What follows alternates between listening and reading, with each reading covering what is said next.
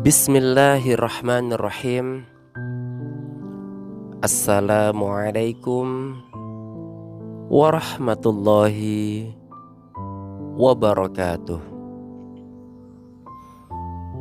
Allahumma inna nas'aluka ilman nafi'a wa rizqan thayyiba wa amalan mutaqabbala. Allahumma akhrijna min zulumatil wahmi wa akrimna binuril fahmi waftah alaina bima'rifatil ilmi wa sahhil lana abwaaba fadlika ya arhamar rahimin.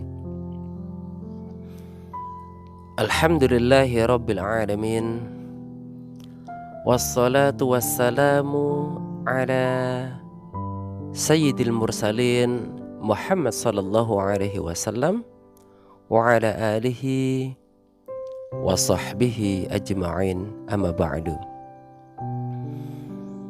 Ayah, bunda, dan adik-adik yang dirahmati dan dicintai Allah subhanahu wa ta'ala, video ke-9 di edisi Sirah Nabawiyah ini menurut saya edisi yang sangat penting,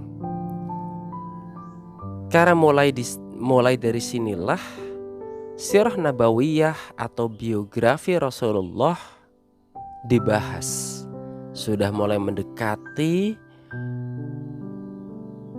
dengan Nabi kita. Apa itu?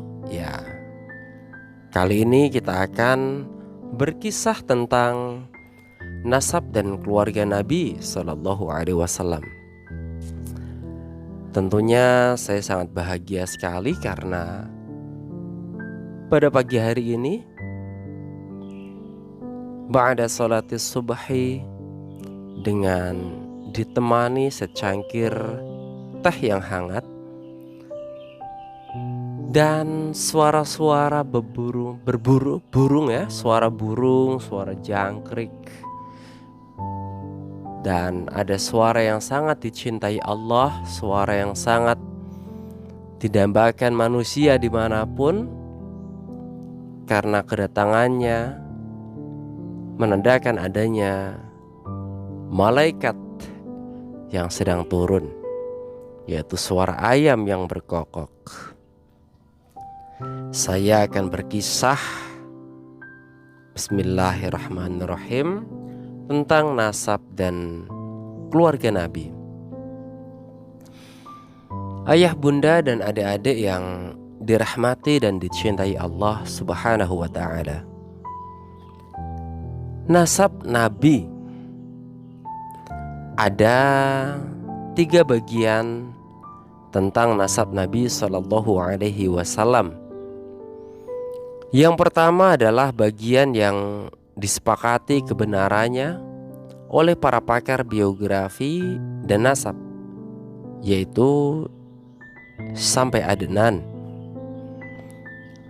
Yang kedua, bagian yang mereka perselisihkan, yaitu antara nasab yang tidak diketahui secara pasti dan nasab yang harus dibicarakan, tepatnya Adnan ke atas hingga Ibrahim alaihissalam. Dan yang ketiga, bagian yang sama sekali tidak kita ragukan bahwa di dalamnya ada hal-hal yang tidak benar, yaitu Ibrahim ke atas hingga Adam. Nah, di bagian terdahulu sudah kita singgung sedikit tentang masalah ini. Inilah rincian dari 3 bagian tersebut. Bagian pertama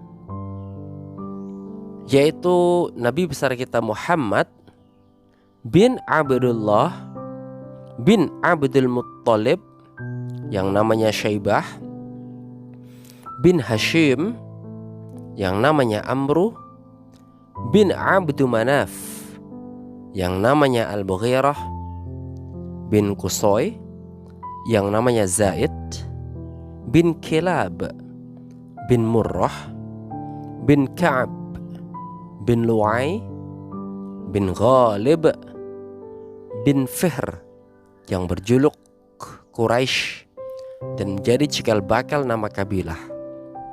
Bin Malik bin An-Nadhr yang namanya Qais, bin Kinanah bin Khuzaimah bin Mudrikah yang namanya Amir, bin Ilyas bin Mudor bin Nizar bin Ma'ad bin Adnan. Ini bisa dilihat di Sirah An-Nabawiyah karangan Ibnu Hisham jilid 1 halaman 1-2 dan juga Rahmah lil Alamin jilid 2 halaman 11-14 dan halaman 52. Nah, sekarang bagian kedua tentang nasab Nabi Muhammad sallallahu alaihi wasallam. Adnan dan seterusnya, yaitu bin Ud, bin Hamaisa, bin Salaman, bin Aush, bin Ba'uz, bin Qimwal, bin Ubay, bin Awam, bin Nashid, bin Haza, bin Baldas, bin Yadhaf, bin Tabikh, bin Jahim, bin Nahish, bin Makhi, bin Aid, bin Abqar, bin Ubaid, bin Ad-Da'a, bin Hamdan, bin Sinbar, bin Yathribi, bin Yahzan, bin Yalhan, bin Ar'awi, bin A'id, bin Daishan, bin Aishar, bin Afnad, bin Ayham, bin Muqsir, bin Nahith, bin Zarih, bin Sumay, bin Muzai, bin Iwadah, bin Aram, bin Qaidar, bin Ismail, bin Ibrahim. Al-Allamah Muhammad Sulaiman Al-Mansur Sufuri telah menghimpun bagian dari nasab ini berdasarkan riwayat Al-Kalbi dan Ibnu Sa'ad setelah mengadakan penelitian yang mendetail. Bisa dilihat di Rahmah lil Alamin jilid 2 halaman 14-17. Ada perbedaan pendapat yang mencolok tentang masalah ini di berbagai referensi sejarah. Sekarang bagian yang ketiga, yaitu mulai Ibrahim dan seterusnya, yaitu bin Tarikh yang namanya Azar, bin Nahur, bin Saru' atau Sarugh, bin Ra'u, bin Falah, bin Aibar, bin Shalah, bin Arfakhshad, bin Sam, bin Nuh alaihi salam, bin Lamak, bin Mataushalah, bin Akhnuh atau Idris alaihi salam, bin Yarad, bin Mahlail, bin Qoinan, bin Yanisha, bin Syaith, bin Adam alaihi salam. Nah, Bapak Ibu dan adik-adik, tampaknya bagi kita yang tidak terbiasa untuk mengingat nasab kita ke atas minimal 3-5 saja, maka ini sangat mengherankan, mengejutkan. Bagaimana bisa orang ahli sejarah, ahli biografi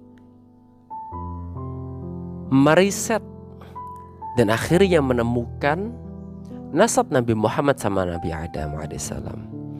Mudah-mudahan dengan kita mendengarkan kisah ini, atau mudah-mudahan kita juga hafal, Allah Subhanahu wa ta'ala juga menjaga nasab kita dan keluarga kita. Amin. Nah, sekarang kita akan berkisah lebih mengerucut lagi tentang keluarga Nabi. Nah, keluarga Nabi Shallallahu Alaihi Wasallam itu dikenal dengan sebutan keluarga Hashimiyah yang dinisbatkan kepada kakeknya. Hashim bin Abdu Manaf. Oleh karena itu, ada baiknya jika menyebutkan sekilas tentang keadaan Hashim dan keturunan sesudahnya. Yang pertama, Hashim itu sendiri.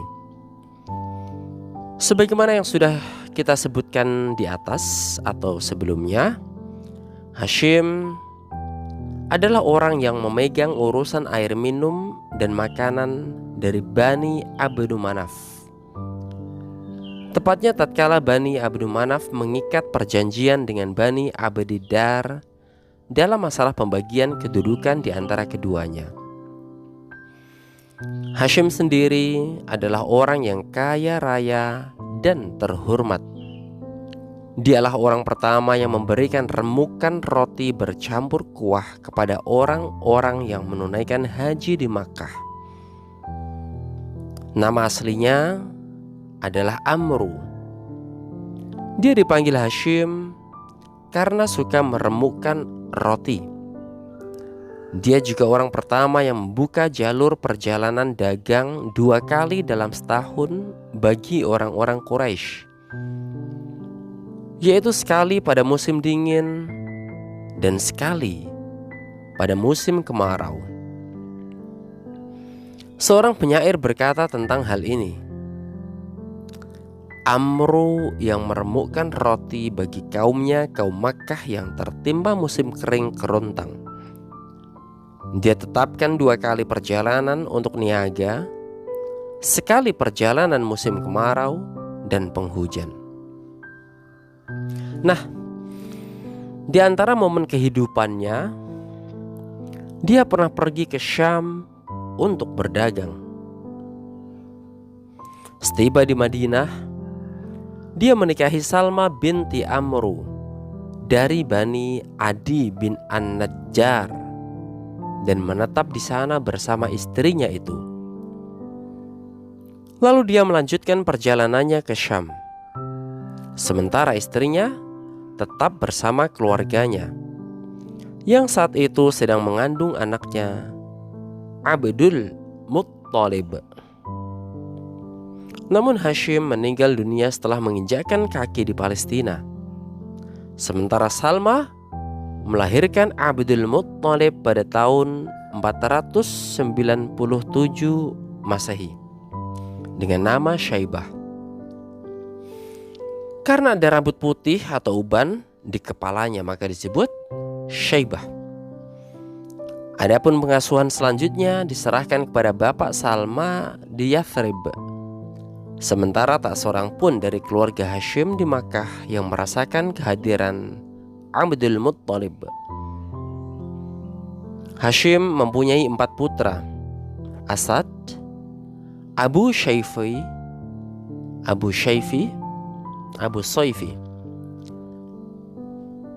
Nadlah, dan Abdul Muttalib, dan 5 putri: Ashifa, Khalidah, Du'aifah, Ruqayyah, dan Jannah. Bisa dilihat di Sirah An-Nabawiyah Ibnu Hisham jilid 1 halaman 107. Nah, barusan adalah kisah tentang Hashim. Sekarang yang kedua tentang Abdu Manaf.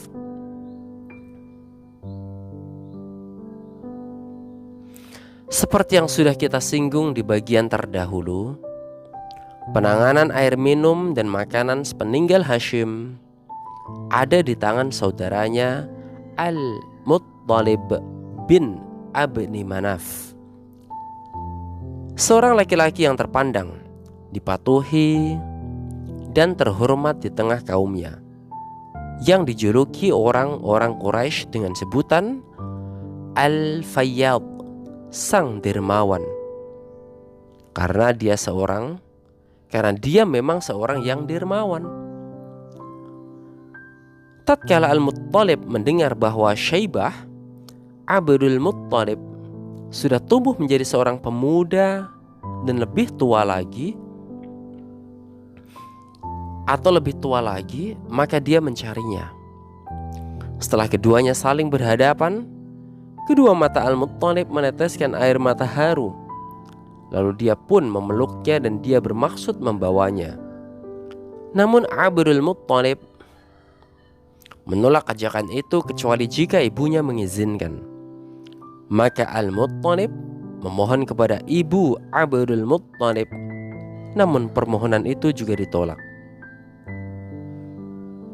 Sesungguhnya dia akan pergi ke tengah kerajaan bapaknya dan tanah suci Allah, kata Al-Muttalib mengajak. Akhirnya ibunya mengizinkan. Maka Abdul Muttalib dibawa ke Makkah dengan diboncengkan di atas ontanya. Sesampai di Makkah, orang-orang berkata, "Inilah dia Abdul Muttalib."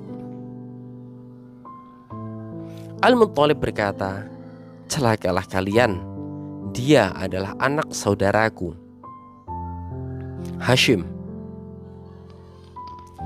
Abdul Muttalib menetap di rumah Al-Muttalib hingga menjadi besar. Kemudian Al-Muttalib meninggal dunia di Yaman. Maka Abdul Muttalib menggantikan kedudukannya. Dia hidup di tengah kaumnya dan memimpin mereka seperti yang dilakukan bapak-bapaknya terdahulu. Dia mendapat kehormatan yang tinggi di tengah kaumnya yang tidak pernah diperoleh bapak-bapaknya. Dia dicintai kaumnya dan diagungkan. Namun Naufal, adik bapak Abdul Muttalib atau pamannya sendiri, merebut sebagian wilayah kekuasaannya, yang membuat Abdul Muttalib marah. Maka dia meminta dukungan kepada beberapa pemimpin Quraisy untuk menghadapi pamannya. Namun mereka berkata, "Kami tidak ingin mencampuri urusan antara dirimu dan pamanmu." Maka dia menulis surat yang ditujukan kepada paman-paman dari pihak ibunya, Bani An-Najjar, berisi beberapa bait syair yang intinya meminta pertolongan kepada mereka. Salah seorang pamannya, Abu Sa'ad bin Adi, membawa 80 pasukan berkuda, lalu singgah di pinggiran Makkah. Abdul Muttalib menemui pamannya di sana dan berkata, "Mari singgah ke rumahku, wahai paman." "Tidak, demi Allah, kecuali setelah aku bertemu Naufal," kata pamannya. Lalu Abu Sa'ad mencari Naufal, yang saat itu sedang duduk di Hijr bersama beberapa pemuka Quraisy. Abu Sa'ad langsung menghunus pedang dan berkata, "Demi penguasa Ka'bah, jika engkau tidak mengembalikan wilayah kekuasaan anak saudariku, maka aku akan menebaskan pedang ini ke batang lehermu." "Aku sudah mengembalikannya," kata Naufal. Pengembalian ini dipersaksikan para pemuka Quraisy. Baru setelah itu, Abu Sa'ad mau singgah di rumah Abdul Muttalib dan menetap di sana selama 3 hari. Setelah itu, dia melaksanakan umrah lalu pulang ke Madinah.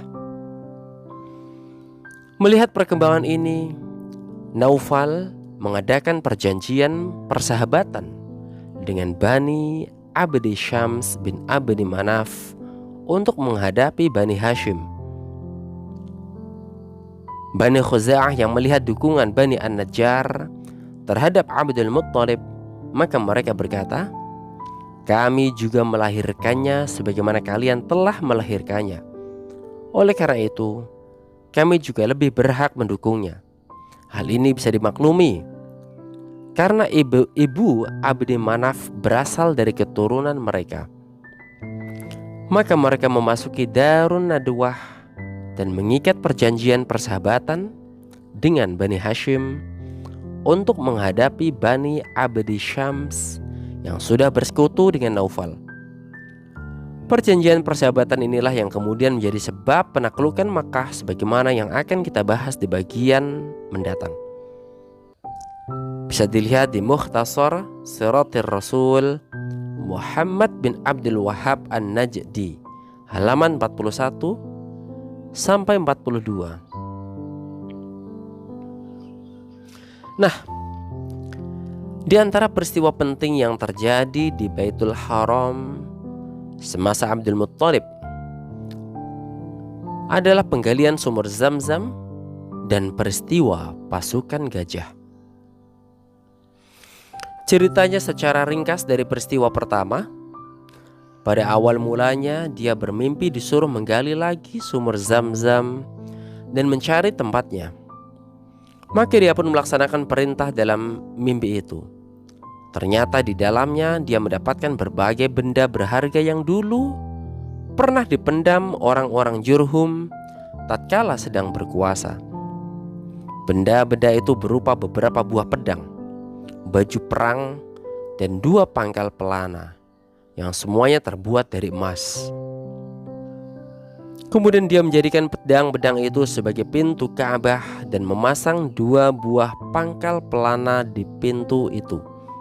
Abdul Muttalib tetap menangani urusan air minum dari Zam-Zam bagi orang-orang yang menunaikan haji. Tatkala sumur Zam-Zam itu ditemukan kembali oleh Abdul Muttalib, maka orang-orang Quraisy ingin ikut campur tangan menanganinya. Mereka berkata, "Kami ingin bersekutu." "Tidak bisa.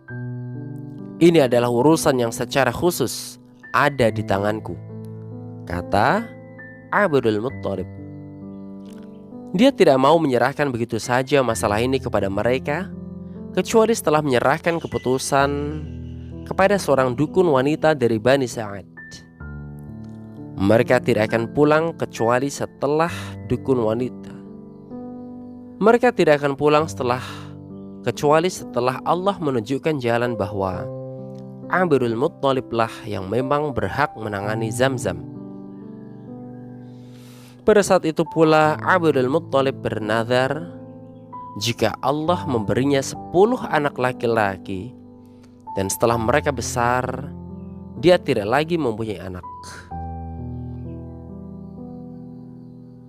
maka dia akan mengorbankan atau menyembelih salah seorang di antara mereka di hadapan Ka'bah. Penjelasan berikutnya akan dipaparkan setelah ini. Ringkasan kisah yang kedua, bahwa Abrahah As-Sabbah Al-Habsi, yaitu gubernur yang berkuasa di Yaman dari Najasyi, membangun sebuah gereja yang sangat besar di Sana'a karena dia melihat bangsa Arab yang melaksanakan haji di Ka'bah. Dengan adanya gereja yang sangat besar itu, dia menginginkan untuk mengalihkan pusat kegiatan haji ke sana. Seseorang dari Bani Kinanah mendengar niat Abrahah ini. Maka selagi tengah malam dan dengan cara mengendap-endap, dia masuk ke dalam gereja dan melumurkan kotoran ke pusat kiblatnya. Tentu saja Abrahah amat murka setelah mengetahui hal ini. Dengan membawa segelar pasukan yang jumlahnya mencapai 60.000 prajurit, dia menuju Ka'bah untuk menghancurkannya.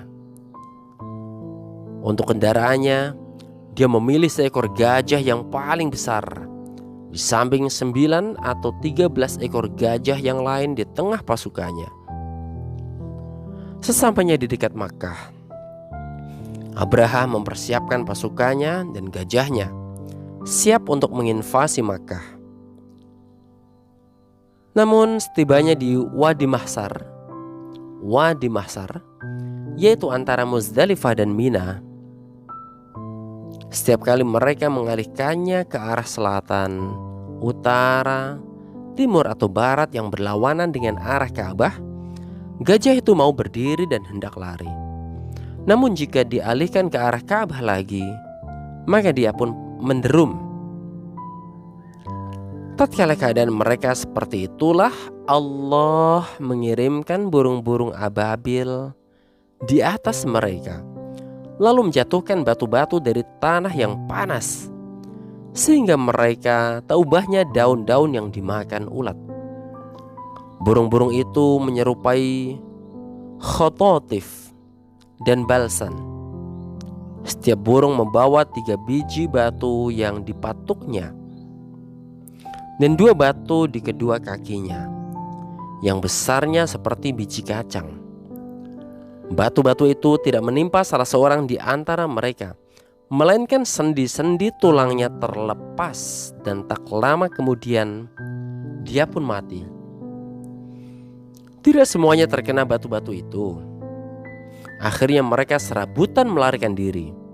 Sebagian menabrak sebagian yang lain, sehingga banyak yang jatuh terinjak-injak dan mereka mati berserakan. Tentang Abraha sendiri, Allah mengirim penyakit kepadanya, sehingga sendi-sendi tulangnya terlepas sendiri-sendiri. Setibanya di Son'a, dia tak ubahnya anak burung. Dadanya terbelah hingga menampakkan jantungnya, lalu dia pun mati. Sementara saat itu orang-orang Quraisy berpencar-pencar menjadi beberapa kelompok dan mengungsi ke atas gunung karena takut terhadap invasi pasukan Abraha. Setelah pasukan Abraha mengalami kejadian seperti itu, mereka pun kembali lagi ke rumah dalam keadaan selamat dan aman. Itu bisa dilihat di Sirah An-Nabawiyah karangan Ibnu Hisham, jilid 1 halaman 43, atau di Tafhimul Quran jilid 6 halaman 462 sampai 469. Nah, ayah bunda dan adik-adik yang dicintai Allah Subhanahu wa ta'ala, peristiwa ini terjadi pada bulan Muharram, 50 atau 55 hari sebelum kelahiran Nabi SAW, atau tepatnya pada akhir bulan Februari atau awal bulan Maret 571 Masehi. Peristiwa ini merupakan prolog yang dibukakan Allah untuk Nabi dan baitnya. Sebab selagi pandangan kita terarah ke Baitul Maqdis, maka kita akan melihat musuh-musuh Allah yang musyrik menguasai kiblat ini, sekalipun rakyatnya orang-orang muslim. Seperti peristiwa Bukhtanasor pada tahun 587 sebelum Masehi, dan orang-orang Romawi pada tahun 70 Masehi. Tetapi Ka'bah tidak pernah dikuasai orang-orang Nasrani, yang saat itu mereka disebut orang-orang muslim, sekalipun penduduknya orang-orang musyrik. Kabar tentang peristiwa ini cepat menjalar ke wilayah-wilayah yang sudah maju pada zaman itu. Habasyah saat itu mempunyai hubungan yang kuat dengan bangsa Romawi, sementara bangsa Persia juga masih memiliki akar yang kuat. Mereka selalu mengintip apapun yang dilakukan bangsa Romawi dan sekutu-sekutunya. Oleh karena itu, orang-orang Persia segera pergi ke Yaman setelah peristiwa itu. Dua pemerintahan ini, Persia dan Romawi, merupakan dua kekuatan yang maju dan beradab di dunia saat itu. Maka peristiwa ini langsung mengalihkan perhatian dunia dan sekaligus menunjukkan kemuliaan Baitullah yang telah dipilih Allah untuk sebuah pensucian. Jadi jika ada di antara penduduknya yang bangkit menyatakan nubuwah, maka itu merupakan inti yang dituntut dari peristiwa ini, dan sekaligus merupakan penafsiran dari hikmah yang tersembunyi. Mengapa ada pertolongan dari Allah? Orang-orang musyrik yang berhadapan dengan orang-orang yang memiliki iman, yang semuanya berjalan tanpa bisa dijangkau alam kausalitas. Abdul Muttalib mempunyai 10 anak laki-laki. Namanya yang pertama Al-Harith, yang kedua Az-Zubair, yang ketiga Abu Thalib, yang keempat Abdullah, yang kelima Hamzah. Yang keenam Abu Lahab. Yang ketujuh Al-Ghaidaq. Yang kedelapan Al-Muqawwim.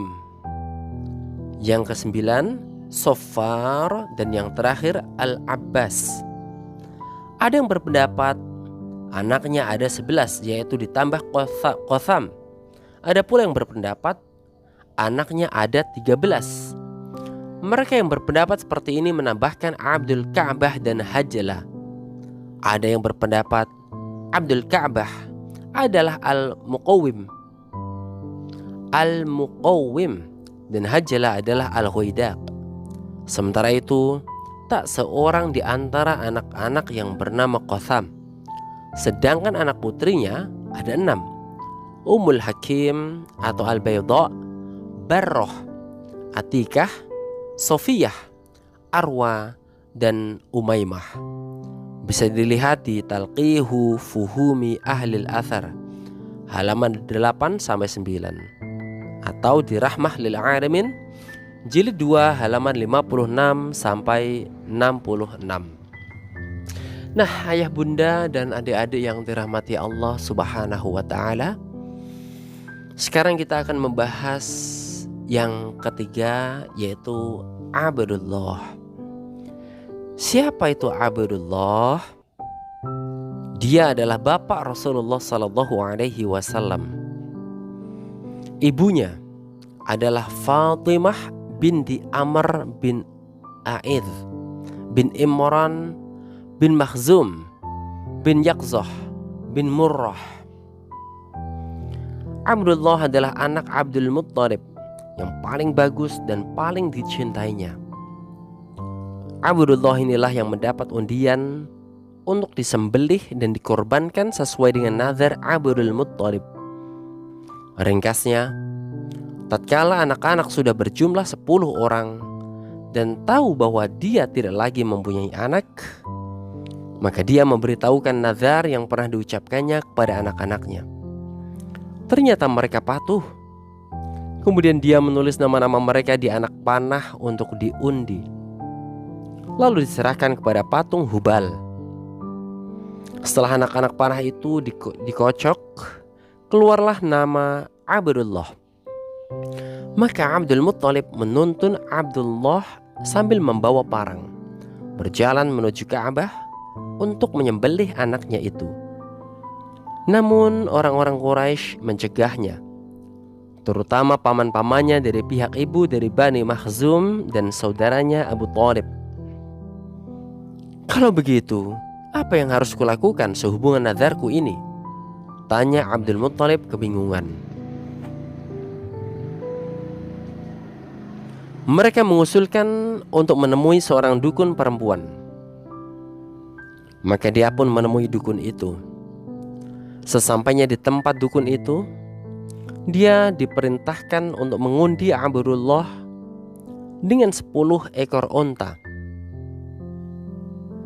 Jika yang keluar nama Abdullah, maka dia harus menambahi lagi dengan 10 ekor unta hingga Tuhan ridha.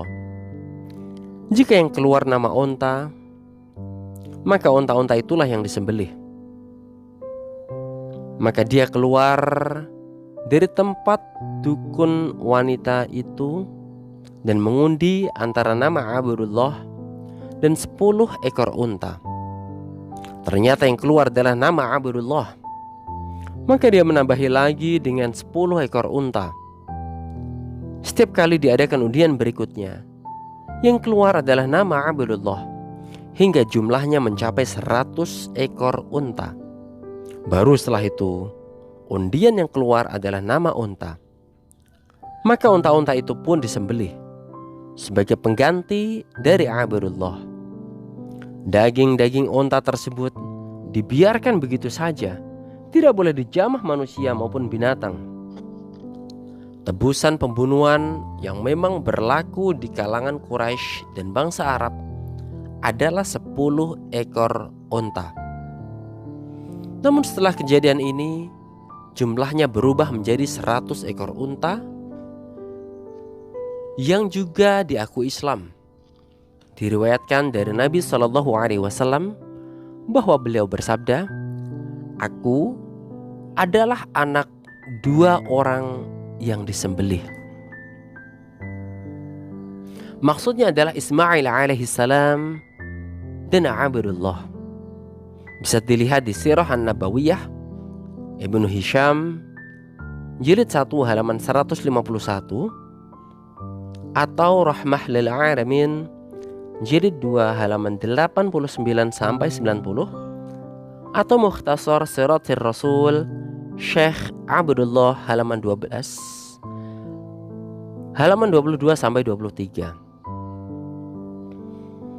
Abdul Muttalib menikahkan anaknya Abdullah dengan Aminah binti Wahab bin Abdi Manaf bin Zuhrah bin Kilab, yang saat itu Aminah dianggap wanita yang paling terpandang di kalangan Quraisy dari segi keturunan maupun kedudukannya. Bapaknya adalah pemuka Bani Zuhrah. Abdullah hidup bersamanya di Makkah. Tak lama kemudian Abdul Muttalib mengutusnya pergi ke Madinah untuk mengurus kurma. Namun dia meninggal di sana. Ada yang berpendapat Abdullah pergi ke Syam untuk berdagang, lalu bergabung dengan kafilah Quraisy.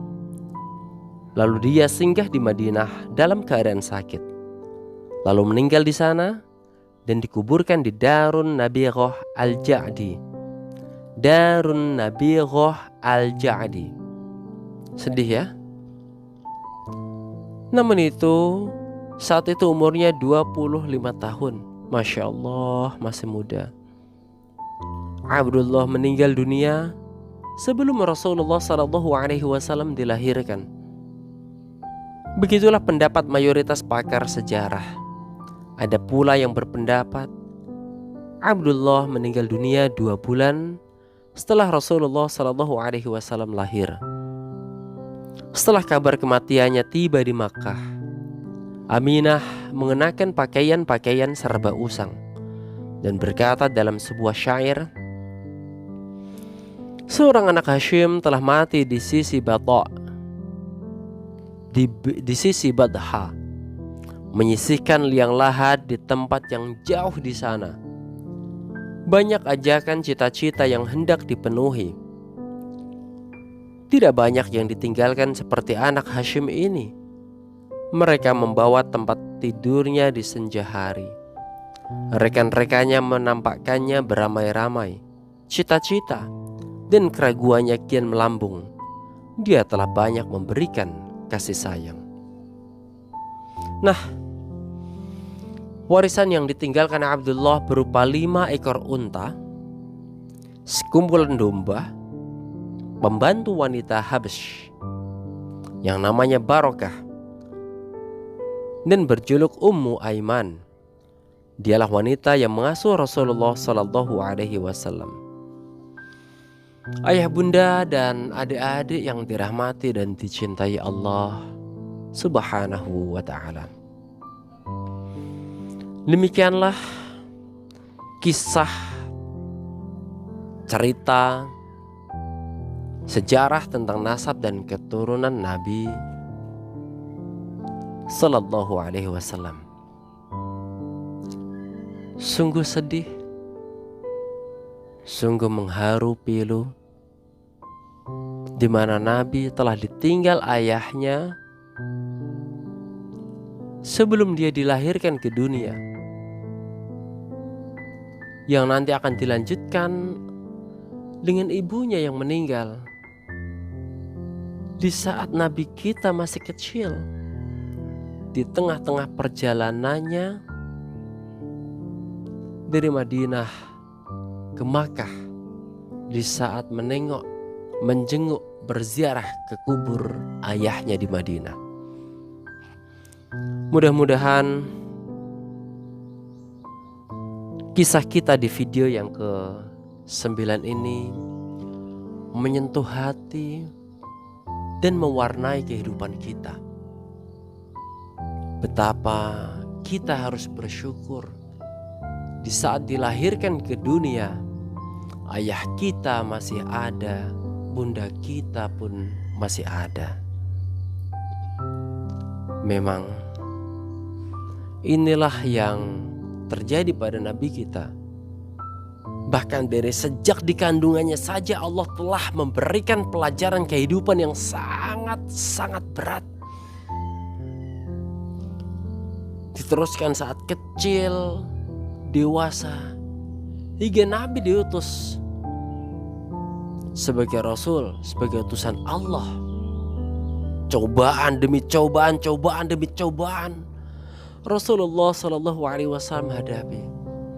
Maka ya Allah, sebagai hamba-hambamu yang dhaif, sebagai hamba-hambamu yang lemah ini, ya Allah, berikanlah kekuatan kepada kami semua, para pendengar.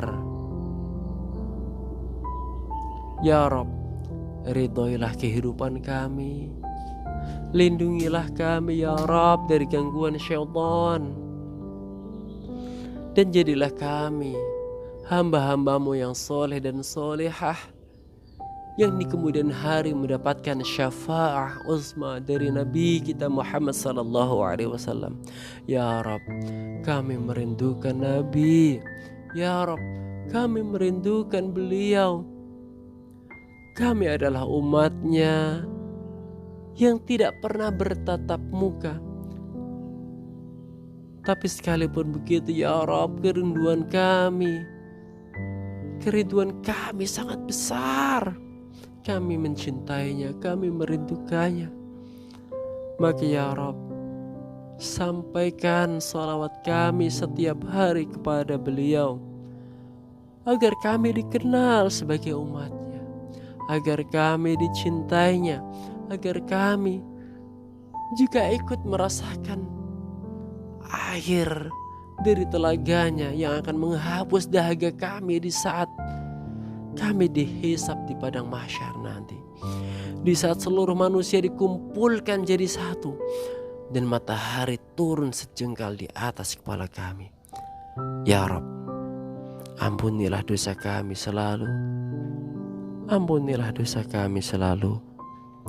Astaghfirullah wa atubu ilaih, dan terimalah tobat kami. Allahumma inna nastaudi'uka ma 'allamtanahu fardudhu ilaina 'inda hajatina ilaihi wa la tunsinahu ya rabbal alamin. Saya Ahmad Mustaghfirin Pare meminta maaf atas segala kekurangan, kekhilafan. Hadza wa syukran. Tsumma assalamualaikum warahmatullahi wabarakatuh.